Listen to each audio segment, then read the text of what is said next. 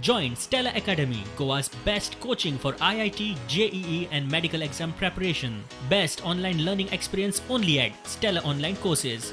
Call us now. I am really shocked. Under the Pandemic Act, I will act. I will also ask my powers within vested in the Pandemic Act action to be taken. Tourism should open, restaurants should open, but partying like this without social distancing and without mass is only going to lead to, we have got youngsters in the hospitals whom we are giving plasma and giving treatment and losing people at a very young age because of the pandemic COVID-19. And this is not acceptable. These clubs licenses, my recommendation, I will be taking up the issue with the Honorable Chief Minister.